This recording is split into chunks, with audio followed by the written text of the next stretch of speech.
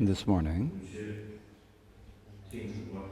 we are having the sixth Arya Chema Winter Dharma gathering, and I would like to offer my greetings and welcomes to all of the Khenpos from the various nunneries, as well as the teachers, and also to all of the nuns.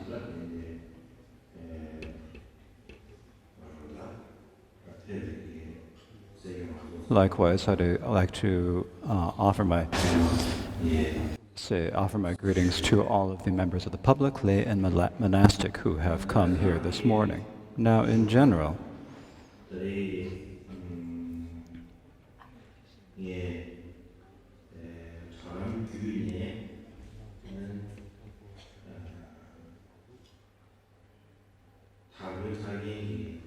so generally my teaching the Jewel Ornament of Liberation over the internet this year is because of a few reasons. I think it's been for 2 winters.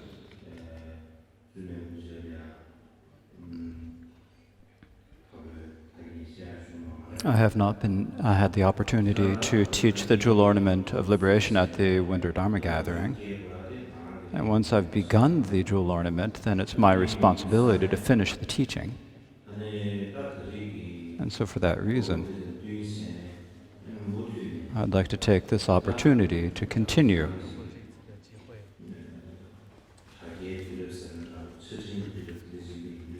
Since this is what we could say is the internet age or the technological age, so I'd like to take the opportunity to use technology to speak with all of you. So we have the technological methods, and so I thought it would be good to continue to teach using the technology.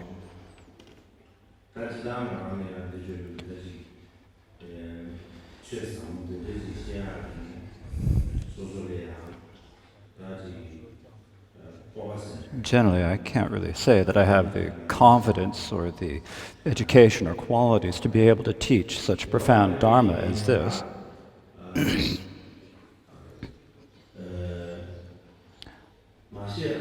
But even though I don't have it, it's like I have no choice but to teach. Once I've been given a high title and taken on a big responsibility, and whether I'm able or not, they have no choice but to do it.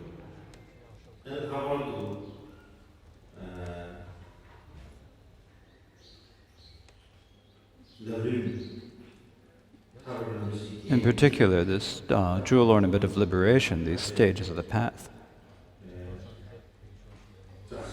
is like the most important ancestral dharma of the Kagyu lineage, and so having the opportunity to teach it is an extremely great fortune for me myself.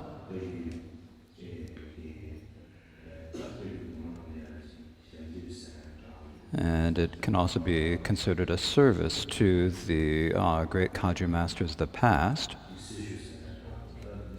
or a way of showing respect to them. And so I'm thinking of it in this way as I teach. And I'd like to ask all of you to also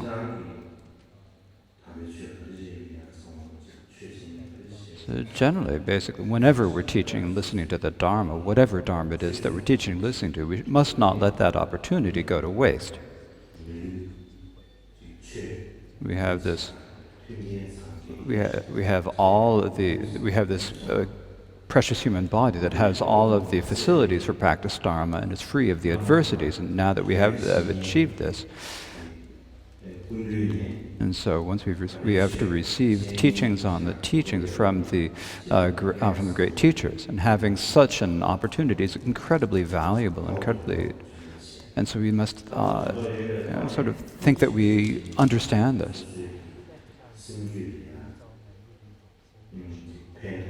And then we should also think that by listening to these profound teachings, it'll benefit our beings. We should also think that it's something that we can, in this lifetime, put into practice to ripen our own beings and to ripen other sentient beings. And so if we listen to Dharma with such a motivation, I think that it's beneficial. Otherwise, listening to Dharma is not, if we think of it as just sort of thinking about what is that person saying, what are they saying? And just sitting there with your ears perked up doesn't bring the benefits of listening to and teaching the Dharma, in addition to not bringing it. And also it's kind of like ignoring the teacher, the Dharma. And it's possible that it can bring criticism to the teacher and also harm to the Dharma itself. And so if we, for ourselves, must absolutely, for our own parts, have listened with the have the motivation to have the best intentions and actions as we listen. Now, the place where we left us last year, or a few years ago, is we completed the 10th chapter, and so we've come to the 11th chapter probably. And so so I'm going to teach from the 11th chapter. And this 11th chapter, what is this 11th chapter, the jewel ornament? It is the presentation of the six perfections. So first I'm going to read a little bit from the beginning.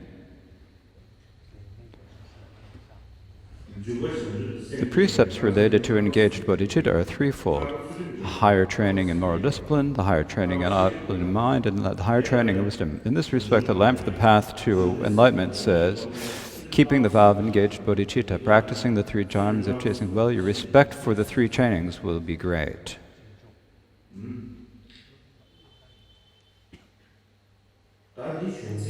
And so these are the words from the text. Now, when we think about the words in the text here, in this chapter,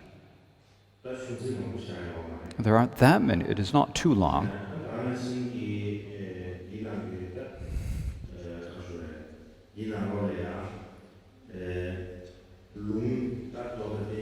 And there are citations from these sutras and the tantras, a total of 9. So there are 9 different citations given in the chapter. And the first of these citations is this one. It is from the lamp for the path of enlightenment. And when we've given what it says in this citation from the lamp for the path to enlightenment is it teaches the precepts of engaged bodhicitta. So by giving in order to give the precepts of engaged bodhicitta, it cites the lamp for the path to enlightenment. And the meaning of these, generally, there are 2 different ways to explain the citation from the lamp. And the reason for that is when you talk about the 3 trainings in discipline, it can either be the 3 types of discipline of a bodhicitta, the discipline of avoiding harming others, the discipline of gathering virtuous qualities, and the discipline of benefiting others. That's one way to explain it. The second way to explain it is that the 3 trainings here refer to the three superior trainings. So these are 2 different ways of doing it. So here, in this situation, Gampopa teaches them in terms of the 3 superior trainings. And in thinking of this, he incites it. So in this way, here it is given in the second way of interpreting this passage.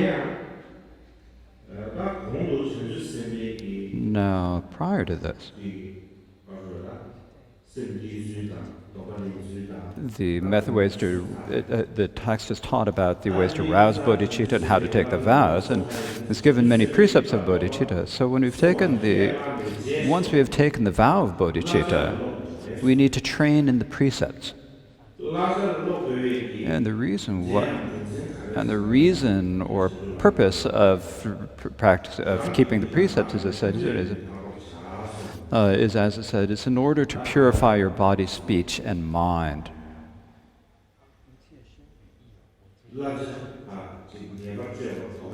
And so in order to restrain ourselves to the precepts or to increase our practice of the precepts, we need to engage in doing what we should do and giving up what we should not. And so what we need to train in. And so even though we have to train in things, we need to do what we need to do and give up what we need to do. The basis for training in this is, as said, is given here in this. Is said here, practicing the three trainings of discipline well, your respect for the three trainings will be good. So we need to train in the three trainings.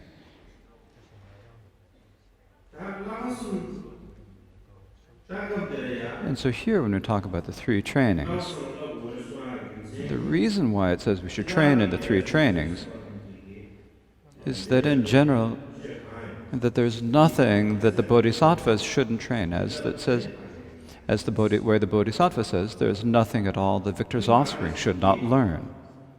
And similarly, as often say, there in many quotes that we often say, like one from Maitreya, such as that if we do not train in the five areas of training, we will not be able to complete the practice of the bodhisattva. Likewise, also Jangmen Sapin said, if we do not train in the areas of knowledge, then we will not achieve bodhicitta. And so, therefore, we need to train in all the areas of training, as it is said. So, in any case, all the Buddhas and Bodhisattvas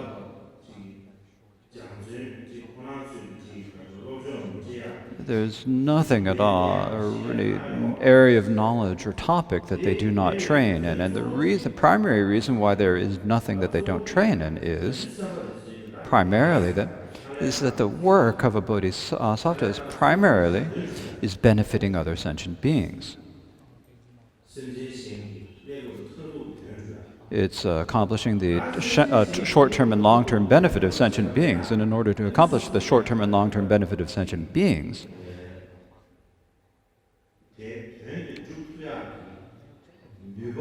you must have the capacity or knowledge. You have to have a lot of capacity or a lot of knowledge in order to be able to benefit others.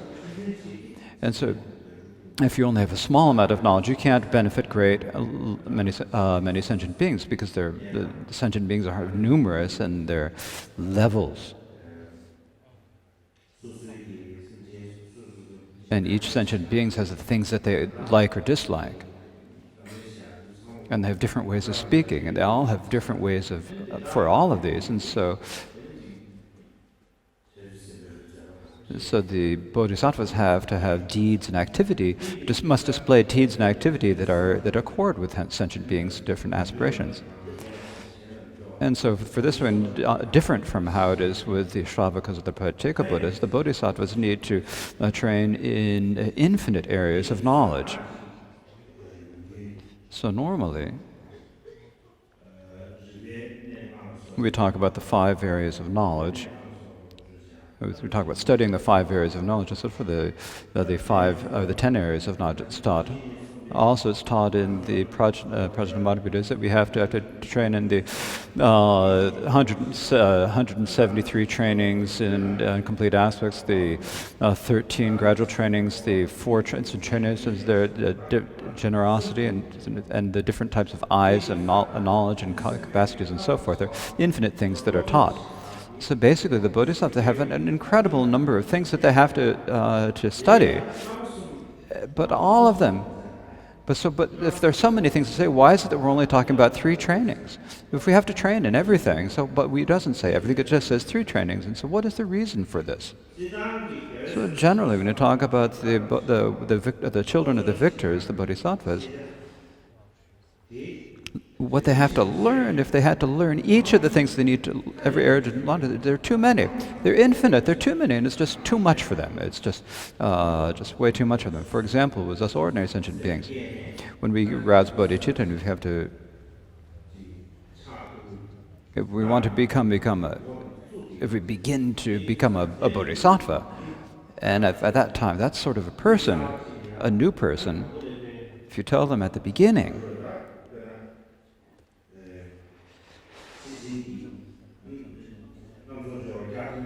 if you tell them about the 173 trainings and complete aspects from the Ornament of Clear Realization, then they just wouldn't understand at all. There's no way they could understand or comprehend. And so they get to a certain level of study. When they've studied after a few years, then they can understand it, but you can't understand it right from the beginning. And not only that, the bodhisattvas, there's nothing that the bodhisattvas, the children of the Buddhas, do not study, and so for that reason, and so the areas of study that we need to study are innumerable. They're infinite. There's no way we can study each of them in turn. And so for what we need to do in place of that is we need to study summary verses or outlines. And these are important. We need to make summaries. So we don't need to learn everything, but we need to summarize them or make outlines. And if we do that, then it's easy for us then it's easy for it to appear in our minds. So how do we make these summary verses? And how to make summary verses? Now, there are many different ways that they're made. For example,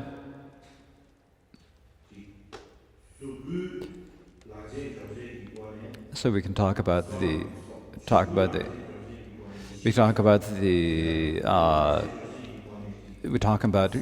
gathering the two accumulations through the way of the form-kayas and the dharmakayas and so forth, of achieving this form and the dharmakayas. Likewise, we can also have the profound and vast as an explanation of the two truths.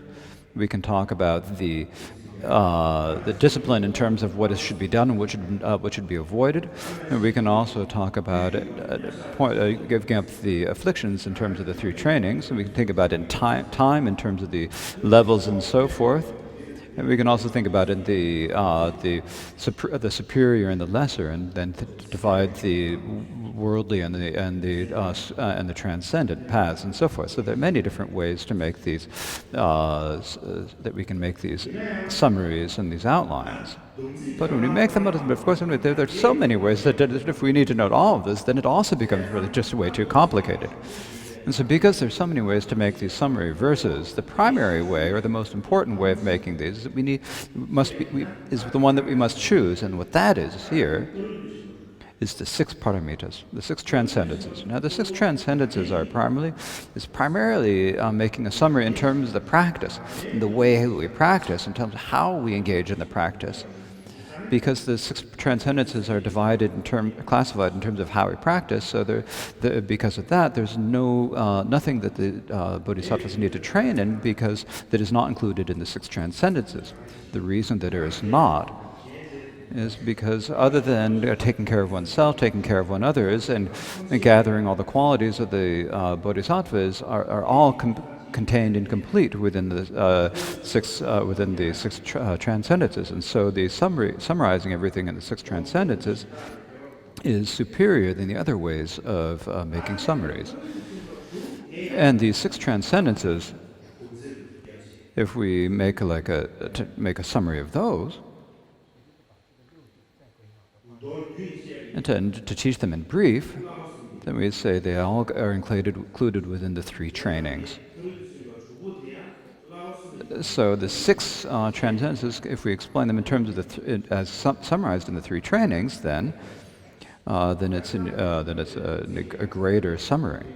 So when you talk about the summaries, are really, really important, and the reason for that is that if you think about it, most people ordinarily think that someone who's the learned people really can say, these people can say in a few words, can actually summarize a great meaning in just a few words, and can communicate a great understanding through just a few words. People without a lot of qualities or a lot of education and so forth can speak for hours and hours, but we don't gain any particular understanding or learn anything particularly new. And sometimes when we talk about Buddhas, the Buddha is incredibly, incredibly learned. He's got the greatest prajna, the most learned. It has to be the Buddha, right? But the Buddha, when you talk about the summaries, he used these like the Four Noble Truths.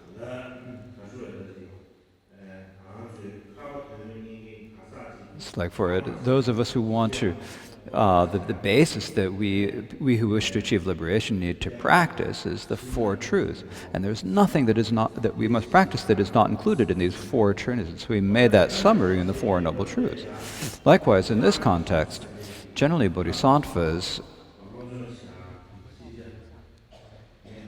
there are many different qualities or areas that they have to that bodhisattvas have to study. There are many ways to do them, but to combine them all, there is none that is not included in the six transcendences. And the six transcendences themselves, to summarize them, there is none of them that's not included in the three trainings.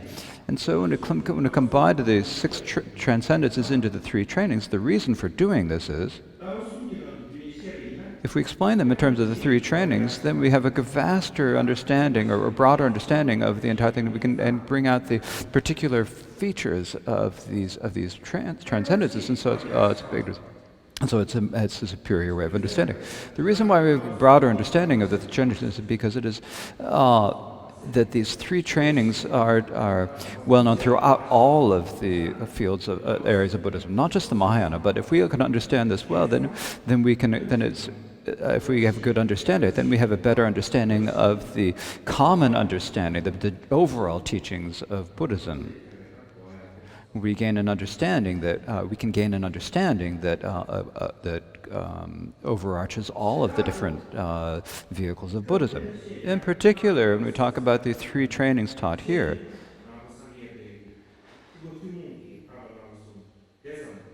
it's not just the three trainings taught in the general teachings on Buddhism, but it's also the three trainings of the Mahayana that are taught here.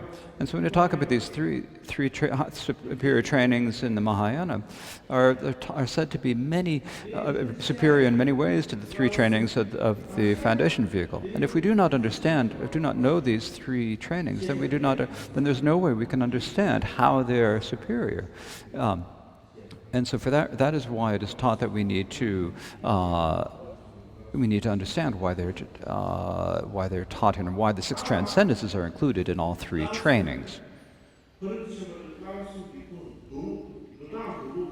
And now, if we ask, what is the way that the six transcendences are combined into the three? So this is taught as in the sutra, the commentary on the sutras, the condition, the intent, and so forth, and the ornament conditions, and so forth. And these are taught in the text of the jewel ornament itself, and these are taught generally according to the sutra explaining the intent is the basis for the explanation in the jewel ornament of liberation. And so for this reason, and so that is explained later, so I will speak about that later, so not at this moment. So in brief, in Tibet, as we all know, the terminology we use in Tibet, we talk about view, meditation, and conduct. These are the words we use in Tibet in general terms. I'm going to talk about view, meditation, and conduct. So this view, meditation, and conduct is basically the same as the three superior trainings taught in the philosophical text. Basically, it's just a question we've talked about in terms of how it arises or how in forward or reverse. If we think about it in one way, talk about it in terms of in the causal way. Then we talk about it in terms of the three trinities. If we talk about it in the opposite order, then we talk about it in terms of view, meditation, and conduct. So it's a question of whether it's the order of cause and result or the opposite order. So basically, this is like the pith instructions on the view, meditation, and conduct and the three trainings. They're basically the same. And so basically, the three trainings and the view, meditation, and conduct come down to the same point, the same essential points.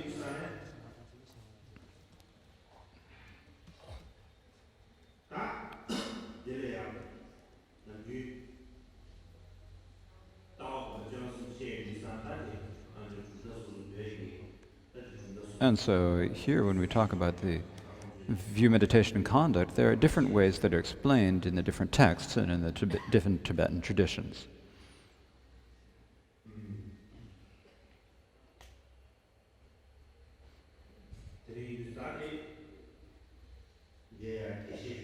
And so I do not need to explain this in depth right now, but basically here in this context,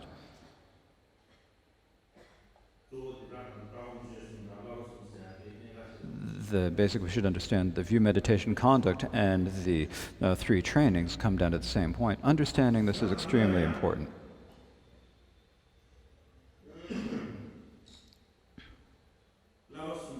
Basically, when we talk about the three trainings, first we have the training in discipline, then we have the training in samadhi, then the training in prajna. The reason why they go in this order is in terms of the order of cause and result. And the reason is it talks about, there's a sutra called the Sutra of the Three Trainings in the Kanjur, and this says that bhikshus, if we practice in, if we remain with discipline, we will remain in samadhi for a long time. If we practice in prajna, then we will achieve samadhi, then we will achieve praja. And if we use prajna, then we will be able to become completely free of greed, hatred, and delusion. And so there's that citation. And what this teaches is that the order of the three trainings is the order of the three of cause and result. They come as one is the cause of the next. And so, as it says in the Treasury of Abhidharma, with conduct, listening, and contemplation, completely trained in meditation. So first you have the basis of pure discipline. And then in addition to that, you need to, by engaging in listening, contemplation, you need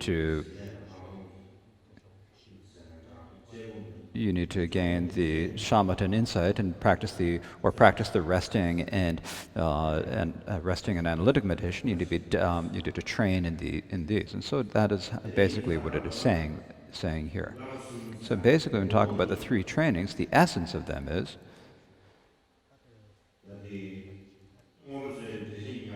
there's an explanation or a commentary on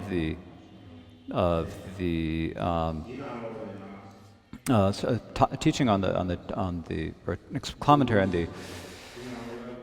the jewels on the Treasury of Abhidharma, which gives a commentary, and it says that when identifying the three trainings, it says, what is the superior training and discipline? This is a bhikshu remaining within discipline, restrained by pratimoksha, with proper method and focus, viewing small and great reproachable acts with fear, and training and taking up the precepts properly. This is the superior training and discipline. What is the superior training in mind? This is a bicycle who is isolated, who has withdrawn from desires and accomplished the four jhanas and resting within that. This is the superior training in samatha. What is the superior training in prajna? It is fully knowing as it is that this is the noth of suffering. It is fully knowing this is the noble truth of the origin of suffering, the cessation of suffering, and the path that leads to the cessation of its suffering, and knowing this as it is and properly. This is the training in superior prajna. So basically, so here there's a practice, this citation from the sutra is perhaps teaching the common, the teaching common to all vehicles. And the reason why it is this is that in the sutra, in the Chinese texts,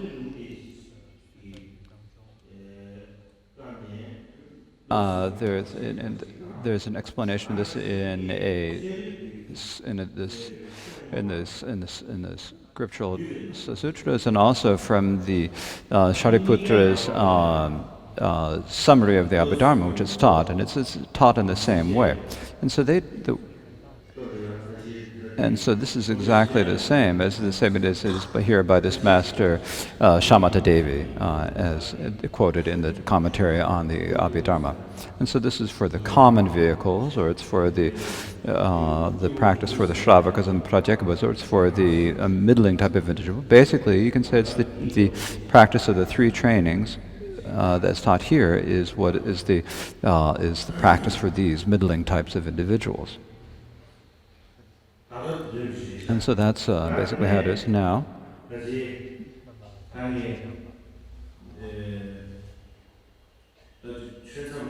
And so now I should probably take a break here, because it's probably time for everyone to take the tea break. So we'll take I think this is a good time to take the break. So you please all have your tea, and then when we get back together again, then we'll then I will continue with the teaching. 야, 다 되네. 다 양가마 모두 슈아인.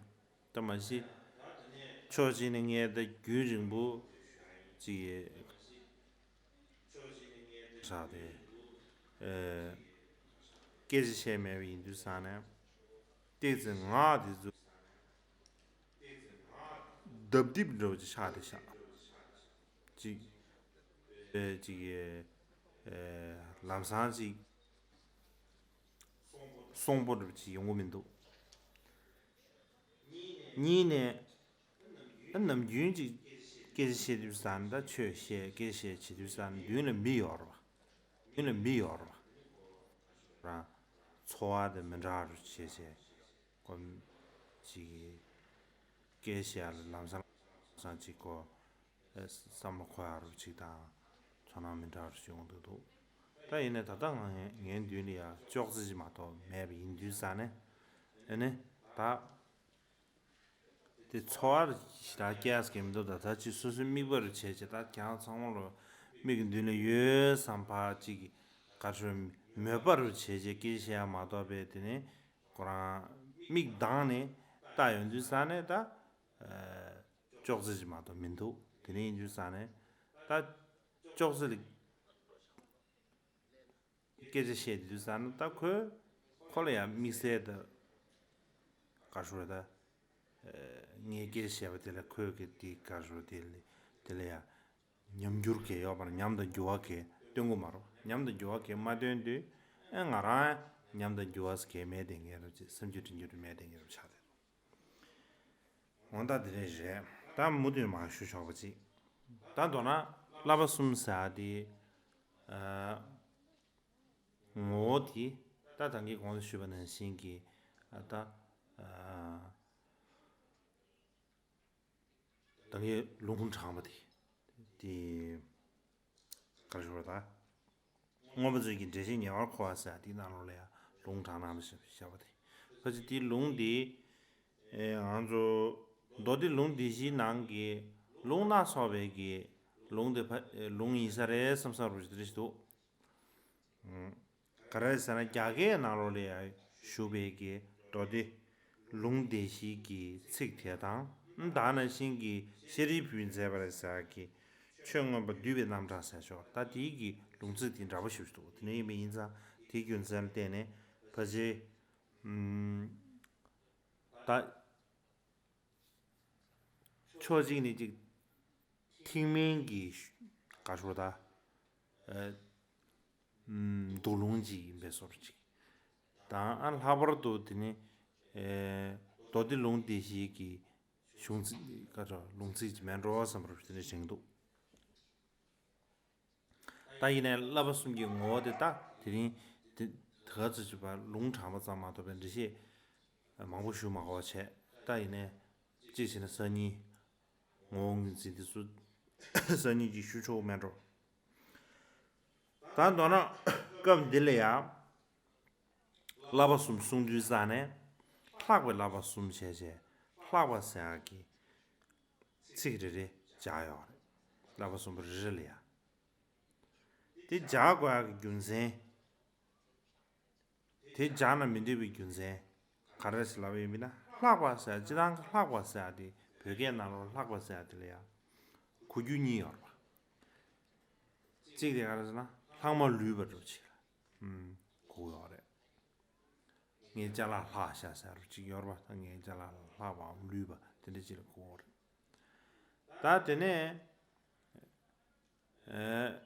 야 하바사들라 셴네 케버도 파베 된다지 여봐 니 주사 갑들이야 가르르스나 셴네 케버도 파베 된다 좀 하바사데 셴네 하바 셴네 케버도 파바 임스 좀 다 셴네 케버도 파바 임스 수dim디야 셴네 케버도 파바 임스 anything is india 셴네 케버도 파바 임스 시르디야 셴네 케버도 파바 임스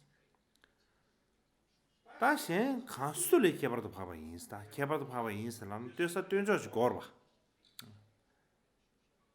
근데 다 수레 케버도 파바 임 케버 포즈 그레이스 라베미나 케버 포즈 딜라야 나바니스 강보디 지르 나바 상게 벨라바 숨부디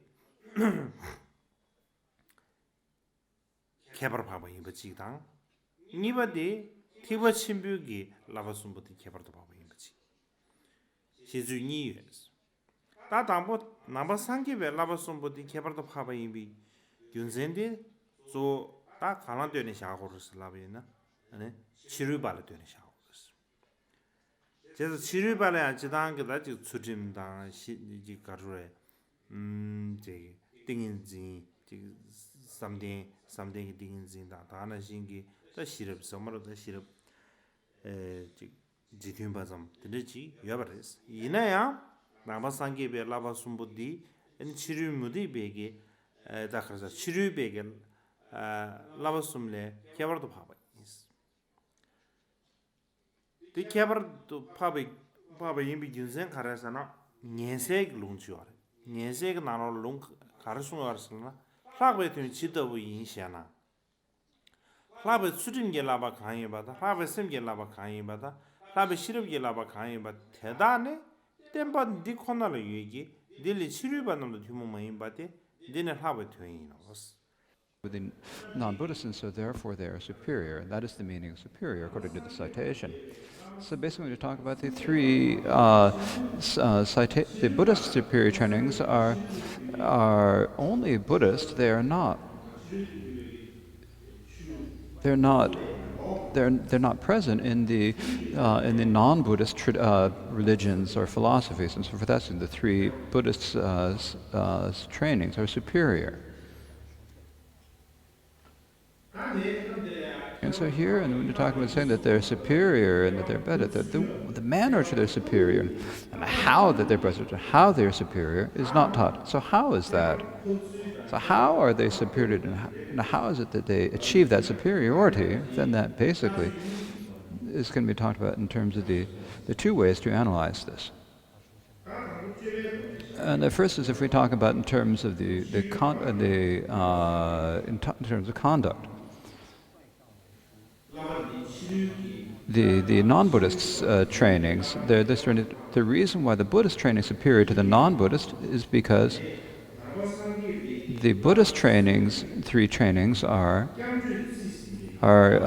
embraced or imbued with going for refuge, whereas the non-Buddhists do not go for refuge to the three refuges, the three jewels, and so for that, because the non-Buddhists do not go for refuge to the three jewels, their trainings are not imbued with that, and so for that reason, the Buddhist trainings are superior superior to the non-Buddhists because they're embraced by the three refuges. And so this is primarily in terms of our conduct or our practice. That's how it's presented in terms of conduct or practice. Then the second way. So that's another one. The conduct is just is similar to our well-known way of saying the difference between Buddhists and non-Buddhists is that they're divided by going for refuge. Now, in terms of the philosophical schools, the tenets of physical, the non-Buddhists are the extremists, shall we say, the extremists. So they grasp at one of the extremes of either permanent or nihilism, and because they grasp it, they're called extremists. And so this is primarily in terms of the philosophical schools. And so when we talk about the non-Buddhist philosophical schools, compared to them, the Buddhist three trainings are superior because, if we think about it with the superior training and discipline, the non-Buddhists do not have the wish for liberation. They do not have that renunciation or wish for emancipation. They do have discipline and so forth, but they don't have but they do not practice it with the wish for emancipation or the idea of seeking liberation. And so they do not have that. The non-Buddhists do not have that. So their training, so for that reason, the Buddhist training and discipline is superior. Likewise, with the training in samadhi, within the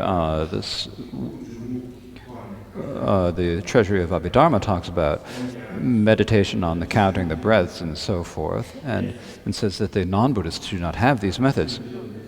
No, it is at that time that they did not have them. Now, these days, of course, everyone has training. Everyone is going back and forth between the two. So you can't say that they do have this or they don't have that. It's difficult to say. But in terms of samadhi, it says that in terms of samadhi, there talks about how the samadhi is superior to the non-Buddhist samadhi. In terms of the prajna as well, in terms of whether they have the prajna that realizes egolessness and the 16 types of emptiness and so forth. So it can also be printed in terms of these methods. So that's another way of determining how that it is in Buddhism. So this is primarily in terms of the view, and determining the superiority in terms of the view. Generally, when you talk about look at the words of the previous of the forefathers of the Kadampa lineage, so those, if we practice the virtues such as generosity, if it is not embraced with the wish for liberation or the wish for omniscience, then no matter what we do or whether practicing, then it becomes a merit. It does not get the name of a training or a precept. And when it gets the name of a training or a precept is when it is motivated by the wish for nirvana, for liberation, and you practice generosity and so forth. And if you practice such dharmas as that with that intent, then it gets the name of a training. So the question of whether it's a training or not primarily comes down to whether the person who's practicing it has the wish to achieve liberation or not, and whether they're motivated by nirvana or not. That is how it is presented. However,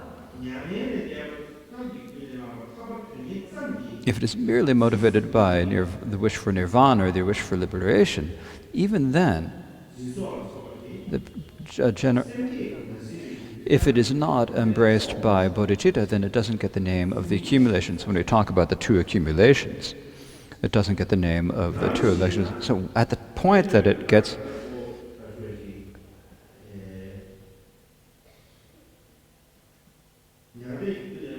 when it is motivated by the wish for, not just the wish for nirvana, but the intention increases and it becomes, and when it is motivated by the bodhicitta or embraced by bodhicitta, then you can call it the two initiations. So for that reason, it matches the characteristics of the accumulations taught in the Prajnaparamita, so you can call them the accumulations. So when we talk about the accumulation, we say the word accumulation primarily means what leads to in terms of what they lead to, whether they lead to the form kayas or the dharmakaya. If it leads to the dharmakayas, then it is the accumulation of wisdom. If it leads to the accumulation to the form kayas, then it is the accumulation of merit. And so when we talk about for the Shravakas and the Prateka Buddhas, there isn't any accumulation in that sense. When it is motivated by bodhicitta and we practice the merit of generosity and so forth, gets the name of an accumulation. But if it is not, so when it is, but when it is not embraced with the non-referential compassion, it is not called the prajna. When it is embraced by the non-referential compassion, it reaches and crosses that point, then it gets the name of the six transcendences. So in brief, this is not a question of how pervasive, but I think that it's really important to take good understanding, and this is the reason why I'm explaining this. And so following this, and what this teaches about it, generally with the three Buddhist trainings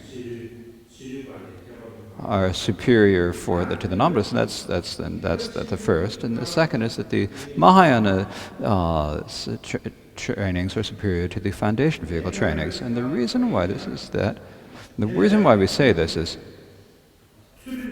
we think that the training and discipline, the Mahayana training and discipline, is superior in terms of four qualities, and samadhi is superior in terms of six qualities. And the training and qualities is is superior in terms of 19 qualities, and so these are each taught in order.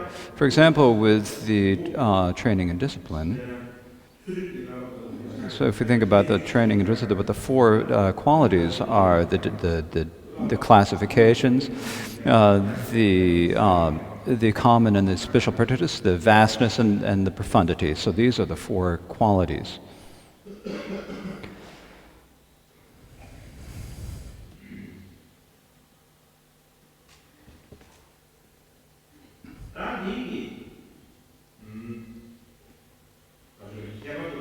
And so the way that they're superior, and the primary way they're superior, is primarily taught in Asangas, Mahayana Sangraha, the compendium of the Mahayana.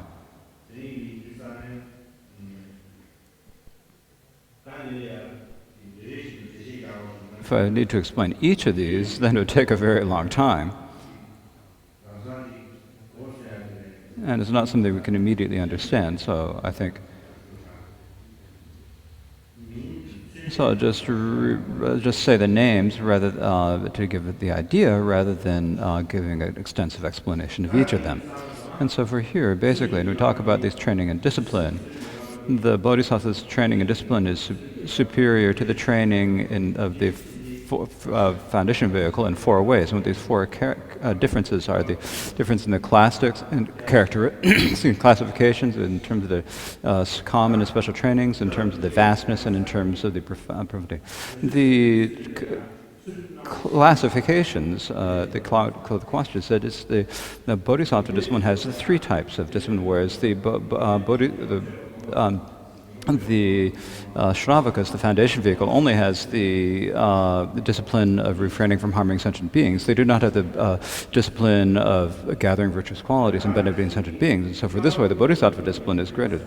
Likewise, in terms of these common and special qualities, that they're the common teachings on avoiding the reproachable actions that is shared with the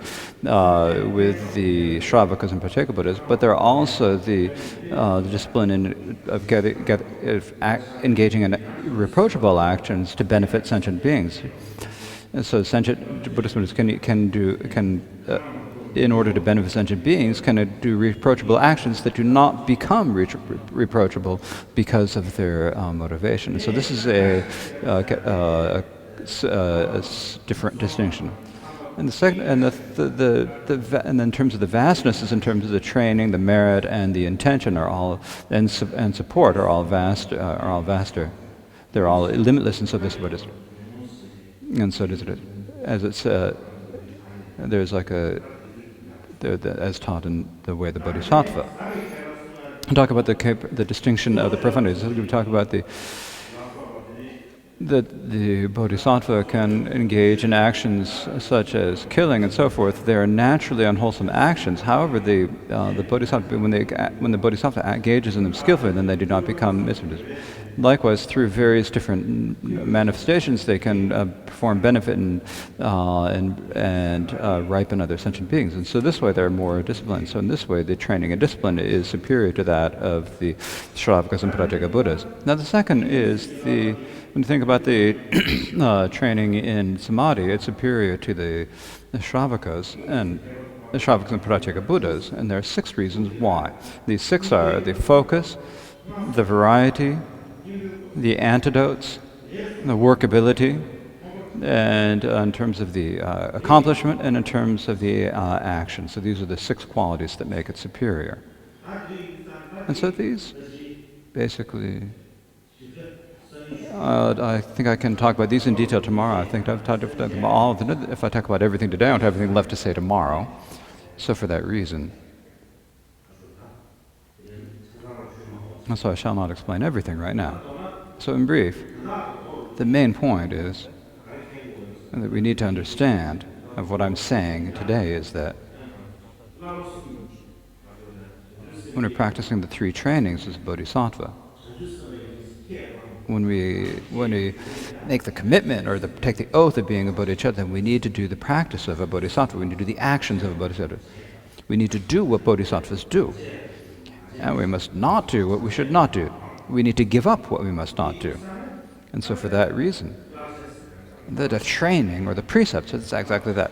What we need to train and what we need to study, the precepts we need to keep, what we need to do and what we need to give up. And so what is it that the bodhisattvas need to train in? If it was that, and so all the things that the bodhisattva need to train in are infinite. In brief, to give the real point, basic point of all this is that there's no dharma that the bodhisattvas must not train in. That's the basic point. Since there's nothing that they must train in, they need to train in everything. And the reason they must train in everything, it comes down to something we need to think about. It's not that the bodhisattvas wanted to become extremely learned and then to study everything. It's not that. The real point and the reason why they're training, there's a reason why they do that. If they don't, otherwise there's no reason to necessarily do that. It's because there's a real point. They need to train in everything. For example, and that's in the Tibetan land of Tibet, it's become like a custom. We have to have tulkus. Like we say that there are bodhisattvas who are taking intentional rebirth. Some of them probably are bodhisattvas taking intentional rebirth, and some, even without bodhisattva, they're ordinary individuals who, because of their karma and aspirations, have taken a rebirth. This is quite possible. It could be either of these. But basically, these people, what people believe is that a tulku is a bodhisattva who's taken rebirth, a bodhisattva who has come into the human world in a human form. And that's what we believe. And so, because of this, the tulkus, we have to study an awful lot, the tulkus. And the reason for this is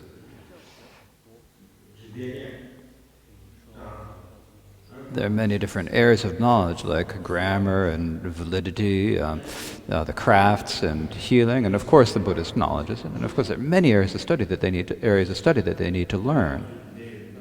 And like in the story in the past, we read stories about the Nirmanakayas in Tibet. There are an incredible number of them who didn't know them. So somebody who achieved unhindered knowledge of all of these areas. They could draw paintings and so forth. They were good in healing. They were skilled in grammar, and so forth. And so there is just an innumerable number of these. And since they studied all these different areas of study, and the reason why they studied them all is because it become like tools. It's not because they wanted to become rich and well known and have a lot of facilities and so forth. If we said that it's that's not the real reason why they're doing this. The main thing, the reason they need to study, because they studied many different things, so that they can help the public.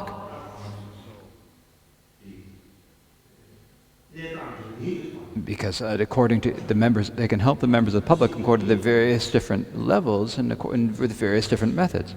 Like if something is healed, then if the Lama knows medicine, then they can give the medical treatment. Likewise,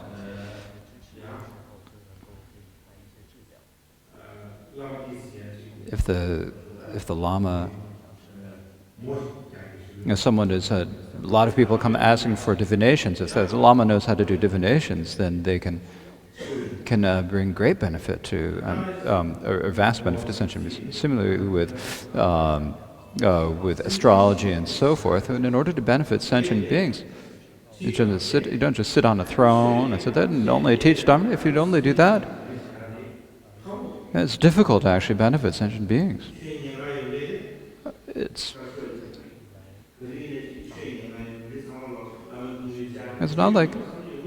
like people aren't always coming to the Buddha people aren't always coming to the Lama saying, "Oh, please teach me Dharma." That does not happen, if you would. It makes the people want to be healthy, or they want to be have no suffering, or they want to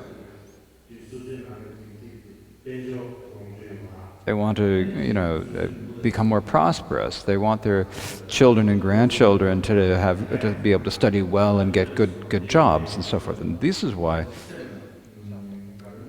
So they have many different aims or ideas in their mind for when they come to it. If they have it's difficult to find people who only come to receive abundance. If we look at the actual situations, and that's how it is.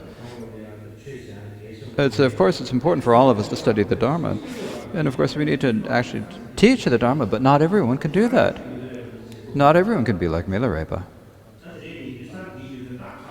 So in order to be able to do a certain amount of benefit to sentient beings, if we're going to, when a business person says, I need help so that my business goes well and that I have more process, then the guru needs to be able to do something that is appropriate for that being and say, oh, I'll do some help for you. I'll do this wealth practice, do this, hide this sort of wealth vase, do this wealth deity practice, and so forth. And so sometimes the lamas will also give the wealth vases to business people and so forth. There's that practice, right? And so this is necessary. This is necessary in society. It's necessary for the public, right? Likewise with children or parents.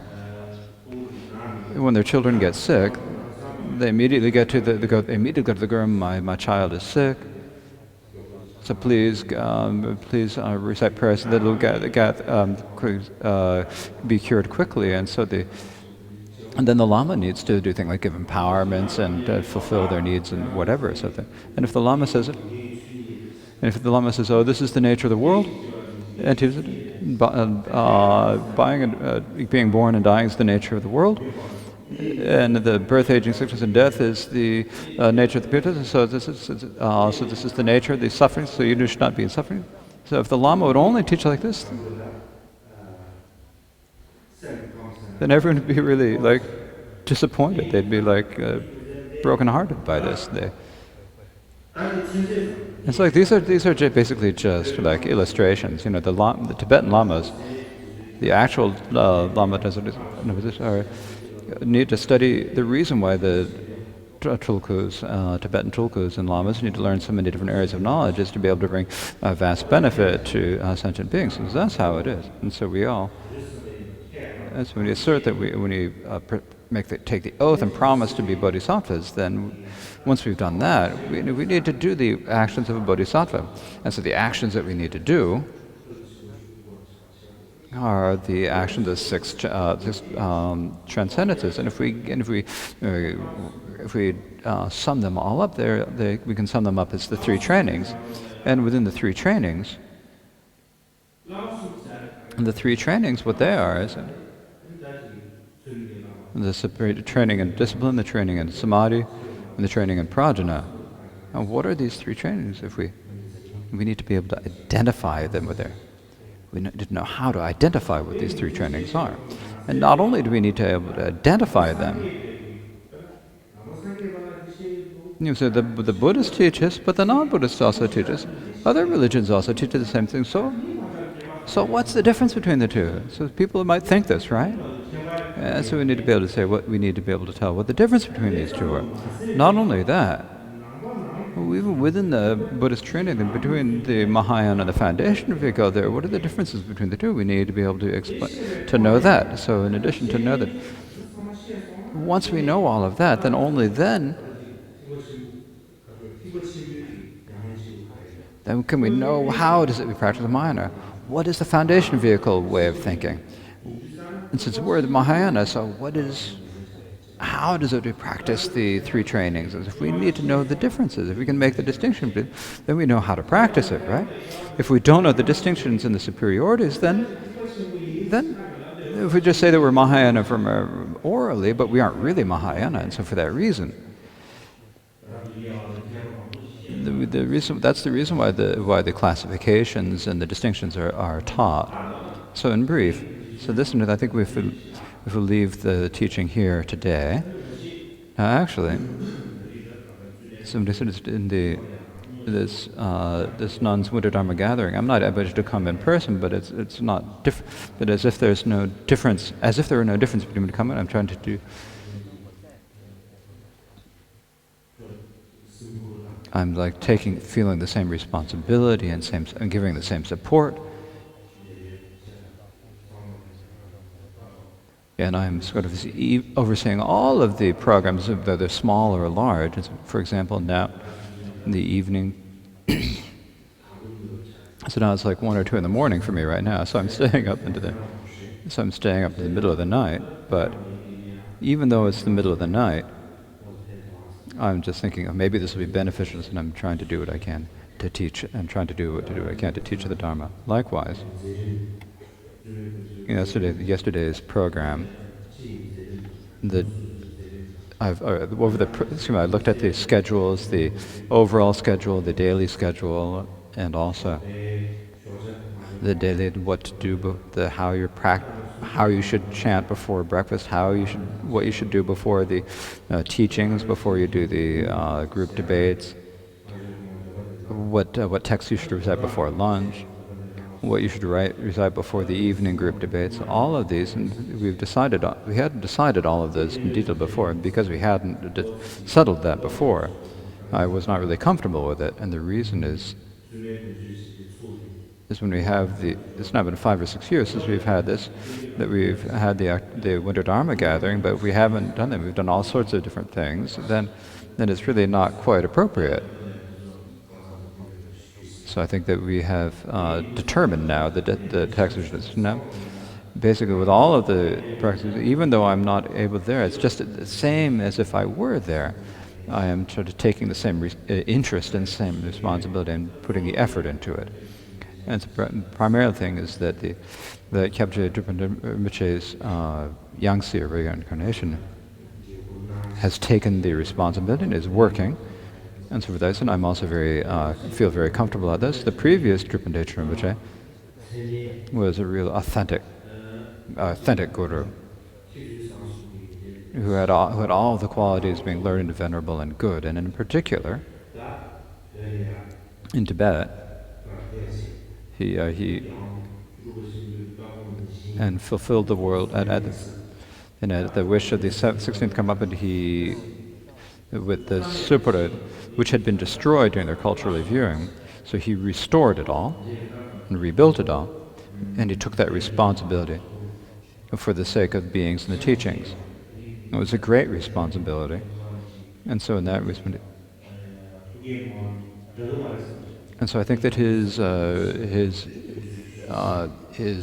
inspiration and aspirations were different than other people. So for that reason, I've asked Rinpoche to oversee this, and also to say if we could say a nun's shedra or a nun's institute or college, whatever name we call it, no matter what. It doesn't matter what name we give it to, but in general, a place to study, and in particular, where we can really get deep into, where we can teach and study the 5 physical offices. I've always thought we should make this, and so if Rinpoche is able to do this job, I think it'll turn out well. And so for this reason,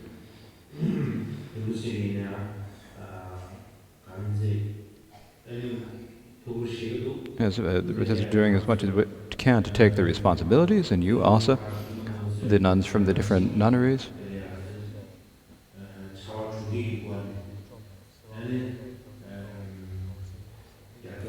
and please support him in terms of doing your jobs and your works, and please help in all ways you can. And so tomorrow we'll continue, so I do not need to say much more right now, so thank you all to everyone.